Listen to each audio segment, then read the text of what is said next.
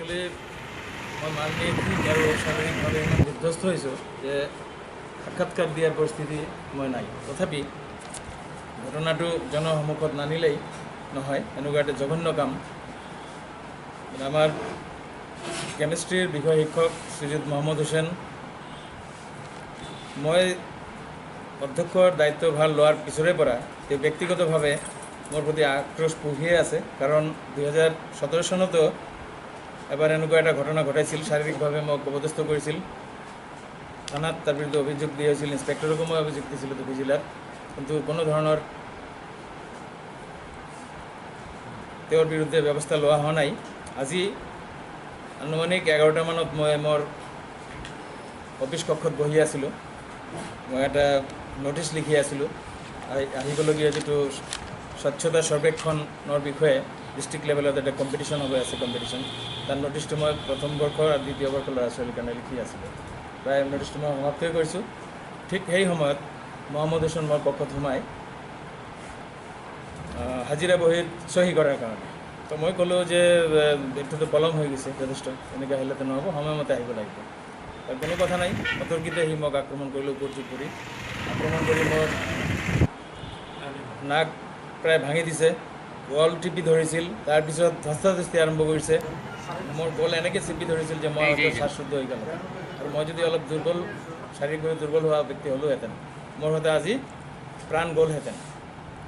আৰু গোটেই ঘটনাটোৰ মোৰ কক্ষত থকা CCTVত বন্দী হৈ আছে। প্ৰয়োজন সাপেক্ষে আপোনালোকে সেইটো প্ৰমাণ ল'ব পাৰিব। এই মহম্মদ হুছেইন এজন শিক্ষক হিচাপে একেবাৰেই অনুপযুক্ত। বছৰৰ পৰ বছৰ এই অঞ্চলৰ ল'ৰা ছোৱালীৰ ব্যাপক ক্ষতি সাধন কৰি আছে, কিন্তু তেওঁৰ বিৰুদ্ধে কোনো ধৰণৰ ব্যৱস্থা লোৱা হোৱা নাই। ক্লাছৰুমত তেওঁৰ বিষয়ে নপঢ়াই অপ্ৰয়োজনীয় বস্তু পঢ়ায়। তেওঁ সাম্প্ৰদায়িক বীজ বিয়পাবলৈ চেষ্টা কৰে ক্লাছত। হিন্দু মুছলিম এনেকুৱা, তুমি হিন্দু নে মুছলিম, এইবিলাক ল'ৰা ছোৱালীৰ আগত এইবিলাক প্ৰশ্ন হৈ যায়, যিবিলাক নেকি এজন শিক্ষকে কেতিয়াও কৰিব নোৱাৰে। গতিকে এনেকুৱা এজন শিক্ষক মোক শাৰীৰিকভাৱে অপমান কৰিছে। মোৰ যোৱা 30 বছৰ শিক্ষকতাৰ সেইটো সুনাম, সেইটো একেবাৰে ধ্বংস কৰি দিছে। সেইটো খুব এটা ডাঙৰ কথা মই তথাপি বুলি নাভাবোঁ, কাৰণ মই এজন সমাজৰ এজন সেৱক বুলি মই নিজকে গণ্য কৰোঁ। এইবিলাক মই মানি লৈছোঁ, কিন্তু বছৰৰ পৰ বছৰ এই ল'ৰা ছোৱালীবিলাকৰ কাৰণে যি ক্ষতি কৰিছে, তাৰ কাৰণে মই আবেদন ৰাখিছোঁ শিক্ষামন্ত্ৰী ইয়াৰ বিৰুদ্ধে উপযুক্ত ব্যৱস্থা ল'ব। আৰু আমাৰ এই প্ৰজন্মৰ আৰু যিসকল ল'ৰা ছোৱালী ভৱিষ্যতে আমাৰ JM হায়াৰ ছেকেণ্ডেৰী উচ্চতৰ মাধ্যমিক বিদ্যালয়ত অধ্যয়ন কৰিবলৈ আহিব, তেওঁলোকক এনেকুৱা এজন শিক্ষকৰ পৰা অব্যাহতি দিব। আপুনি কি পদক্ষেপ লৈছে এতিয়া? আপোনালোকে মই ঘটনাটোৰ লগে লগে থানাত গ'লোঁ, থানাত গৈ পুলিচক অৱগত কৰালোঁ। তেওঁলোকে মোক মেডিকেল চেকআপৰ কাৰণে মানকাজত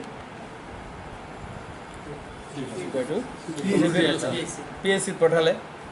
তেওঁলোকে মোৰ মেডিকেল চেকআপ কৰাই লৈছে।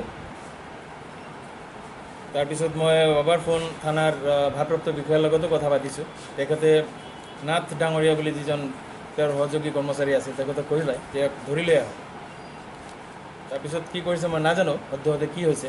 আৰু ইতিমধ্যে আমি আমাৰ ষ্টাফ শিক্ষকসকলক লৈ বহিছোঁ, শিক্ষক কৰ্মচাৰী, আমি যুটীয়া এটা সিদ্ধান্ত গ্ৰহণ কৰিছোঁ যাতে ইয়াৰ বিৰুদ্ধে উপযুক্ত ব্যৱস্থা লোৱা হয়।